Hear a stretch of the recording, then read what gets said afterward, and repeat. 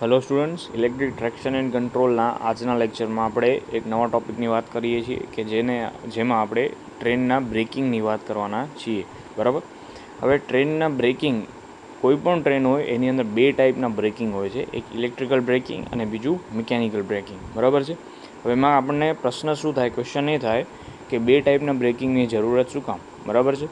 હવે સપોઝ કે આપણે ઇલેક્ટ્રિક ટ્રેન છે તો આપણે ઇલેક્ટ્રિક બ્રેકિંગ જ યુઝ કરીએ, પણ હકીકતમાં કેવું થાય છે, ઇલેક્ટ્રિક બ્રેકિંગથી આપણે ટ્રેનને સ્પીડ રિડ્યુસ કરી શકીએ છીએ, પણ એનાથી ટ્રેનને એકદમ સ્પેસિફિક જગ્યા, એટલે કે સપોઝ કે આપણે સ્ટેશન ઉપર ઊભી રાખવી છે તો સ્ટેશન ઉપર ઊભી રાખવામાં તકલીફ પડે છે. બરાબર છે. એટલે આપણે શું કરીએ છીએ, મિકેનિકલ બ્રેકિંગનો પણ યુઝ કરીએ છીએ. શું કામ? તો કે મિકેનિકલ બ્રેકિંગથી ટ્રેન છે એ નિર્ધારિત જગ્યા ઉપર ઊભી રાખી શકાય છે. બરાબર. એટલે બે ટાઈપના બ્રેકિંગ છે, એક ઇલેક્ટ્રિકલ બ્રેકિંગ અને બીજું મિકેનિકલ બ્રેકિંગ અથવા તો યાંત્રિક બ્રેકિંગ. બરાબર, જે કેવું હોય. શું કામ યુઝ થાય છે? તો કે ઇલેક્ટ્રિક બ્રેકિંગ છે એનાથી આપણે જો ઇલેક્ટ્રિક બ્રેક્સ એપ્લાય કરીએ તો શું થાય, ટ્રેનની સ્પીડમાં ઘટાડો થશે. બરાબર છે. અને મિકેનિકલ બ્રેકિંગ આપણે ક્યારે એપ્લાય કરવાનું, કે ટ્રેનની સ્પીડ ઘટી ગઈ છે અને હવે આપણે ટ્રેનને ઊભી રાખવી છે. બરાબર. તો અહીંયા આપણે જોઈ શકીએ છીએ કે ઇલેક્ટ્રિક ટ્રેક્શન મોટરનો ફક્ત ઇલેક્ટ્રિક બ્રેકિંગ પદ્ધતિથી વાહન અને મોટરને તેની નિશ્ચિત કરેલી જગ્યાએ ચાલતી તદ્દન બંધ કરી શક્ય નથી. એટલે કે જે નક્કી કરેલી જગ્યા છે, ખાલી ઇલેક્ટ્રિક બ્રેક લગાવીએ તો ત્યાં ઊભી રાખવું પોસિબલ નથી. બરાબર. એટલે કે ટ્રેનને એક નક્કી કરેલી જગ્યાએ બંધ કરવા માટે યાંત્રિક બ્રેકિંગ પદ્ધતિ વાપરવી પડે છે. બરાબર. હવે શું થાય તો કે યાંત્રિક, એટલે કે હવે બંને બ્રેક્સ ઇમ્પોર્ટન્ટ છે આપણા માટે, મિકેનિકલ બ્રેકિંગ અને ઇલેક્ટ્રિકલ બ્રેકિંગ. બરાબર. પણ મિકેનિકલ બ્રેકિંગ હવે આપણે એમ વિચારી શકીએ તો પછી ઇલેક્ટ્રિકલ બ્રેકિંગનું કામ શું છે?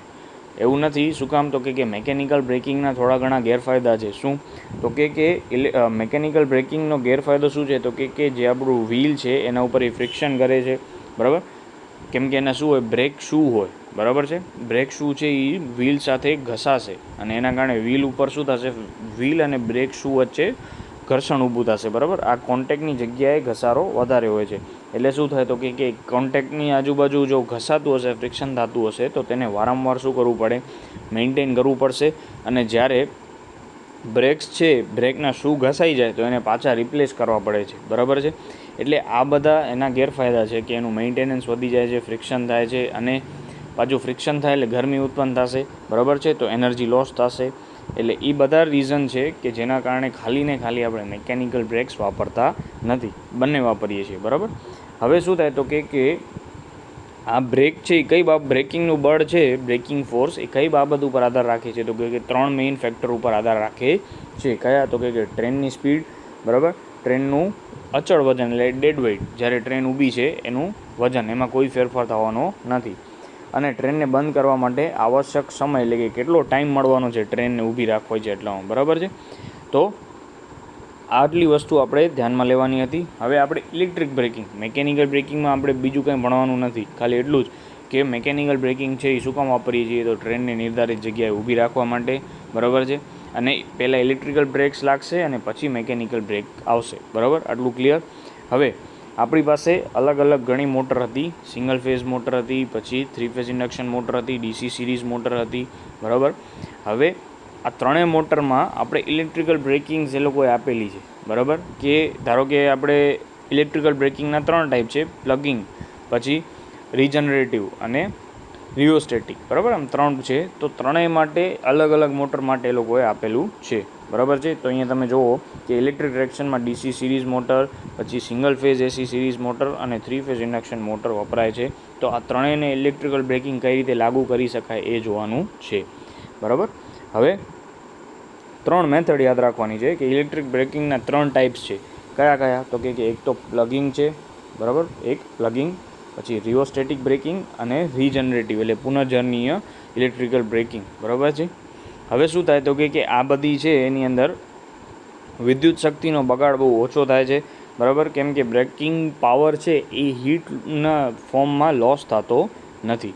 બરાબર છે. તો આ રીતે આપણે યાદ, એક્ઝામમાં ઘણીવાર પૂછાય છે કે ઇલેક્ટ્રિકલ બ્રેકિંગના ટાઈપ્સ કયા છે? તો કે કયા? તો કે પ્લગિંગ, પછી રિયોસ્ટેટિક. બરાબર. પ્લગિંગ, રિયોસ્ટેટિક અને રિજનરેટિવ, આમ 3 વર્ડ્સ યાદ રાખવાના છે. બરાબર. હવે આપણે ઇલેક્ટ્રિક બ્રેકિંગના ફાયદા જોઈ લઈએ. તો ઇલેક્ટ્રિક બ્રેકિંગ છે તેમાં શું થાય છે કે બ્રેક શૂ પરનો ઘસારો પૈડાની ધાર પર ઘસારો નહીવત છે. એટલે કે બ્રેક શૂ અને પૈડા વચ્ચે જે ફ્રિક્શન થતું હતું મિકેનિકલ બ્રેકિંગમાં એ ઇલેક્ટ્રિકલ બ્રેકિંગમાં આવતું નથી. પછી ઇલેક્ટ્રિકલ બ્રેકિંગ પદ્ધતિમાં વેગબંધનનો ઊંચો દર હાંસલ કરી શકાય છે. એટલે શું? રિટાર્ડેશનનો રેટ ખૂબ જ વધારે છે. વેગબંધન એટલે શું? તો કે ગતિમાં થતો ઘટાડો. એટલે શું થાય? તો કે તમારી સ્પીડ છે એ ફટાફટ ઘટવા લાગશે. બરાબર છે?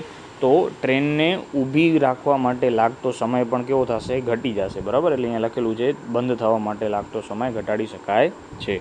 બરાબર? પછી આગળ તો કે રીજનરેટિવ બ્રેકિંગ આપણે વાપરી હોય તો થોડું બ્રેકિંગ શક્તિ છે એ લાઇનમાં પાછી મોકલી શકાય છે. એટલે કે જે આપણી એનર્જી છે એને આપણે પાછી લાઇનમાં ફીડ કરી શકીએ છીએ પાવરને. બરાબર? લોસ જશે નહીં.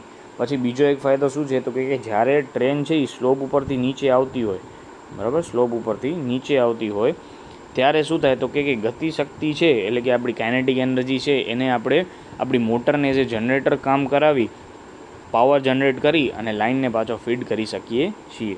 બરાબર? અને ઇલેક્ટ્રિક બ્રેકિંગ એ બહુ ઝડપી પદ્ધતિ છે. એટલે કે ઇલેક્ટ્રિક બ્રેક્સ છે એ એકદમ ફાસ્ટ સિસ્ટમ છે. બરાબર? અને બહુ જ ઓછું મેન્ટેનન્સ માંગે છે.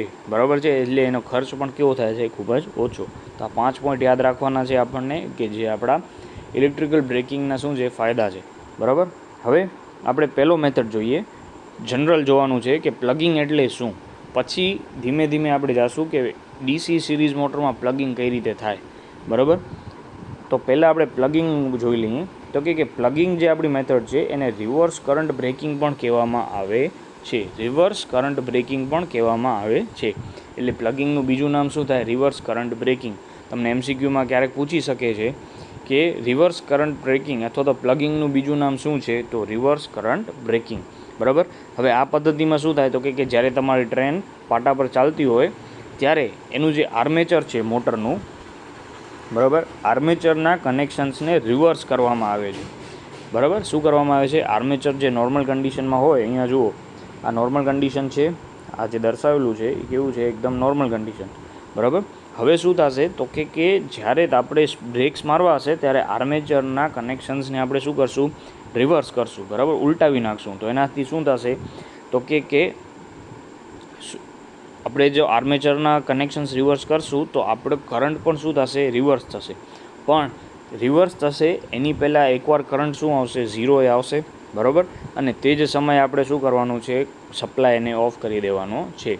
યાદ શું રાખવાનું છે? પ્લગિંગમાં આપણે આર્મેચરના કનેક્શન્સ છે એને શું કરીએ છીએ? રિવર્સ કરીએ છીએ.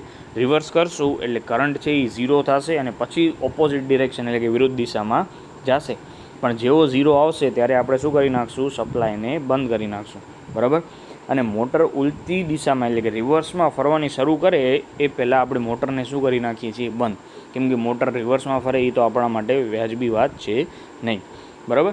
પછી શું થાય? તો કે આવું ન થાય એના માટે એક શું રાખવામાં આવે છે? ઇન્ટરલોક રાખવામાં આવે છે. ઇન્ટરલોક શું કામ? તો કે જેવો તમારો કરંટ ઝીરો થશે, બરાબર, એટલે અલ્ટિમેટલી તમારા મોટરની સ્પીડ પણ શું થશે? ઝીરો થશે. અને પછી મોટર રિવર્સમાં ચાલુ થશે. બરાબર? ફરવાની ચાલુ થશે.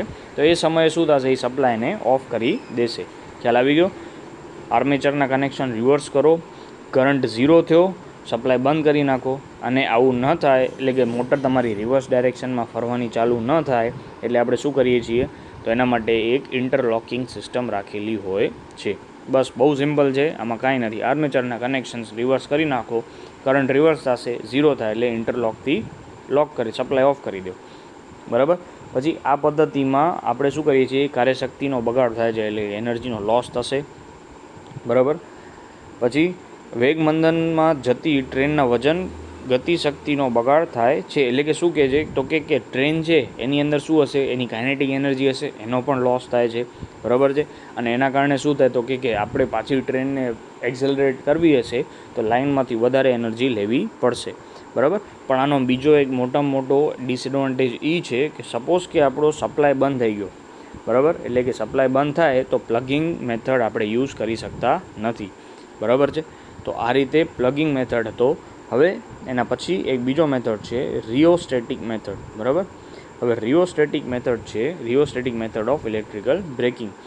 રિયોસ્ટેટિક મેથડનું બીજું નામ છે ડાયનામિક બ્રેકિંગ. બરાબર, એ પણ યાદ રાખવાનું છે. રિઓસ્ટેટિક મેથડનો બીજું નામ શું છે? Dynamic breaking.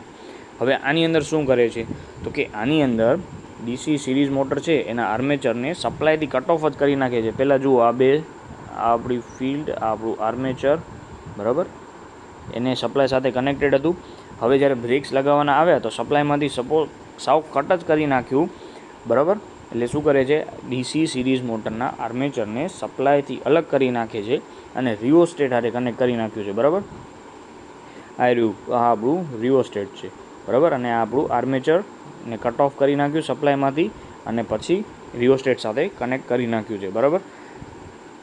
એટલે હવે શું થશે તો કે ટ્રેન પાસે એની મોમેન્ટમ એટલે કે વેગમાનના કારણે ગતિ તો હશે, કાઇનેટિક એનર્જી, તો એ કાઇનેટિક એનર્જીનો આપણે ઉપયોગ કરશું અને જે મોટર હતી હવે શેના કારણે કઈ રીતે થશે તો કે જે જનરેટર કામ કરશે અને જે જનરેટર છે એમાં જે ઉર્જા ઉત્પન્ન થશે એ ક્યાં વપરાશે તો કે રિઓસ્ટેટમાં વપરાઈ જશે. આપણે પાછી લાઇનને ફીડ કરી શકતા નથી, બરાબર છે.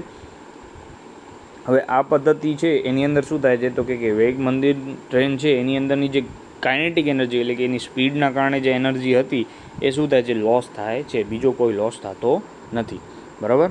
તો આ હતી રિઓસ્ટેટિક બ્રેકિંગ. ખાલી બે જ વસ્તુ યાદ રાખવાની છે. એનું બીજું નામ શું છે તો કે ડાયનેમિક બ્રેકિંગ છે. પછી કરીએ શું છીએ તો કે આર્મેચરને સપ્લાયમાંથી કટ કરી નાખી અને એક રિઓસ્ટેટમાં કનેક્ટ કરીએ છીએ. એટલે આપણી મોટર છે એ હવે જે જનરેટર કામ કરશે. જનરેટર જે ઉત્પન્ન કરે છે એ ક્યાં જશે તો કે રિઓસ્ટેટમાં યુઝ થશે, એટલે કે વ્યય જશે, બરાબર.